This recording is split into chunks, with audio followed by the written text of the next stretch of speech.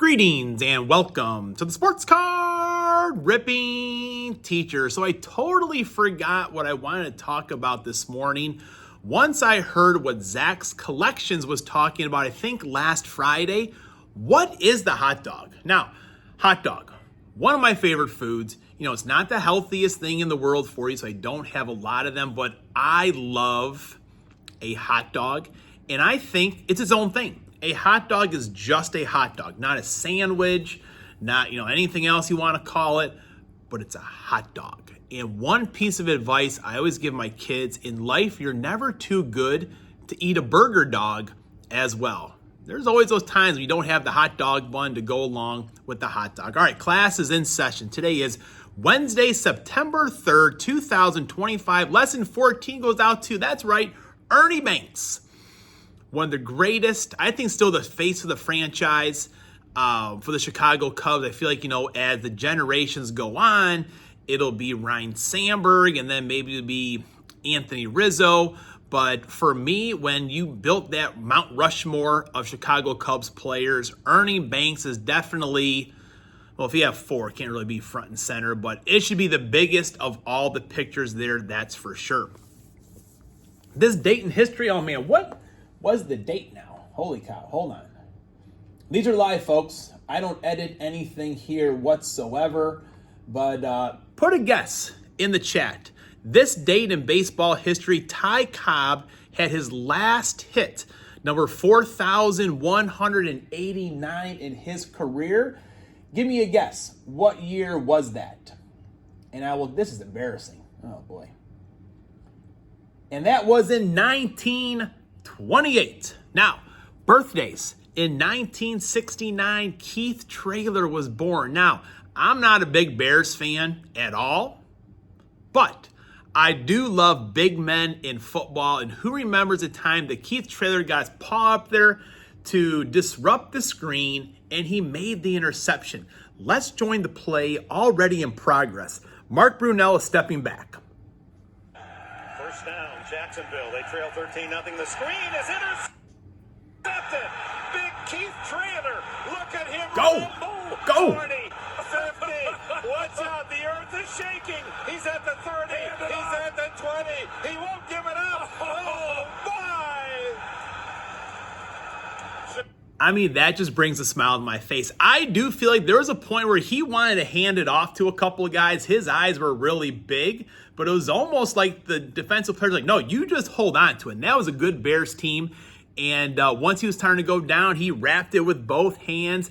It was a beautiful sight to see. Keith Traylor, happy birthday. Keith Tractor Traylor. All right, so first thing here.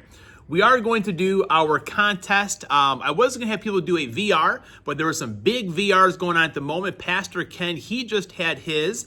Him and Mr. 95 Cents were live at Sabi's Collectibles, and he had his 300 subscriber show. That was awesome. If you have not seen it, go back and watch Pastor Ken's video. But also, Brendan Jensen's 500 subscriber video VR is still going on to showcase your PC. I just saw, who did I watch this morning? I watched Adam's Card Closet. I saw his. A couple surprises in there that I saw from his. So this is a great idea to find out what your friends like to PC. So I just told people in the comments, let me know your football team, how they're going to do. I think there was also something in there for what jerseys or shirts were my boys wearing. So we've got everybody right here. We're going to put in the cup, which you will be getting a cup, just not this cup right over here. So let's see who our winner. They're all in there. Let's see who are they all folded? Get that instructions there. Now they're all in there. Gonna hand mix them a little bit if I can get my big hand in there. Big hand in there. All right, we got one.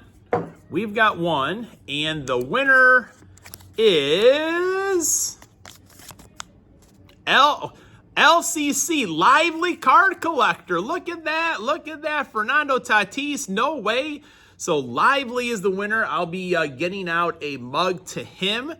And I think he said he was Steelers fan still a Steelers fan.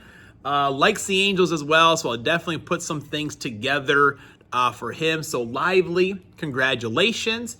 Now we're going to take a look at the Green Bay Packers schedule. All right, we're back, and here's the schedule. And I did this. I had to go back and look. 1912, this year, Ty Cobb rushed a heckler in the stands. It was also Emmitt Smith's birthday. I did look back and see, I think it was May 14th I did this. So, and when I did this, I say, you know what, you're going to get my most honest opinion right now, because once it's game week, I will pick the Packers to win every single week, regardless of what is on this sheet of paper right over here. I'm a homer. That's just the way it goes, and those who have been watching my show for any period of time, you know that's the way it's going to be. So I do think we're going to win against the Lions this week. I do think, losing both your coordinators at the end, I feel like right now the Lions are still the class of the NFC North. I think the Packers have to beat them, but right now the Lions are still the favorite. But I do think having new coordinators, game one, they're going to have some issues a little bit, but they'll get those things ironed out. But the Packers will take advantage of the schedule there. Commanders, we will beat the Commanders. We're going to beat the Browns, regardless who the quarterback is. I'm sure that Myles Garrett and Micah Parsons, they're going to exchange jerseys on that day. But here's our first change, folks. I did say that going into the bye, the youngest team in the NFL, they're going to lose to the Cowboys. I am switching that to a victory. I felt down goes Mrs. Hicks. Oh boy, this show is really going off the rails here, folks. Down, jeez. We'll put Rhino back up though. So, Packers are going to win. Bengals are going to beat the Bengals. And this area right here, where you go Cardinals, Steelers, Panthers, Eagles, this is the trap area of the schedule. So definitely looking forward to beating Aaron Rodgers and the Steelers. And I made this prediction while Aaron was still a free agent or a Jet, whatever he was. But I think they're going to lose on the road to the Cardinals. First of a 2-game road trip. That's going to be a loss for the Packers still. They'll beat the Steelers, though. And then Carolina, same thing. Looking forward to a rematch against the Eagles. I think they're going to lose to the Panthers. They're going to beat the Giants. And then they'll beat Minnesota. And it always works out this way. The 2 games between Minnesota, I feel like the difference between both of those games is probably a total of 6 points. They're always close games with those teams. One team may get up a little bit, they come back. And that's been the way it's been for me since grade school. Those Minnesota games are usually pretty close. Thanksgiving, I hate playing on Thanksgiving. Could practically ruin my favorite holiday of the year, but I do think that's a loss for the Packers there. Lions, man, they're at that point, they're going to be out for revenge from week 1. It'll be a victory. The Bears, we're going to beat the Bears, and then we'll beat the Broncos. We're going to beat the Bears again. This game right here, I had circled that, that'll be to win something. Win the division, win the number 1 seed. It's going to be an important swing game. But I think the Packers are still going to win it. And then they're going to beat the Vikings last game of the year. Either, the Packers have clinched things up still, but either the Vikings, maybe they clinched a spot as well, or they're just out of the playoffs totally. Now, here's what I had highlighted before. The NFL showcases the frozen tundras of Lambeau Field. And in the month of December, we have what? 2 home games only? I remember the days where the Packers have 3 home games in December, 1 game on the road, which is normally against the Bears, so it's outside anyways. But here's what I think is crazy. If I go back to this Lions game, this is the home stretch of the schedule. The Packers are on the road for 4 of those games. And I just feel like, I don't want to say it's disrespect, but the Packers have fallen a little bit, and they are behind the Lions in the division. I feel like if the Packers win the North. Attention staff, we will be moving to indoor recess for the time being. I will continue to monitor. Thank you. It must be raining outside, folks. Or the students probably can be in here maybe 3 or 4 minutes I have, so I do have to wrap this up here. But, the Packers win the division this year. That's going to change. Packers will have 4 games at home, 2 on the road in the stretch run. Let me know what you think of my predictions.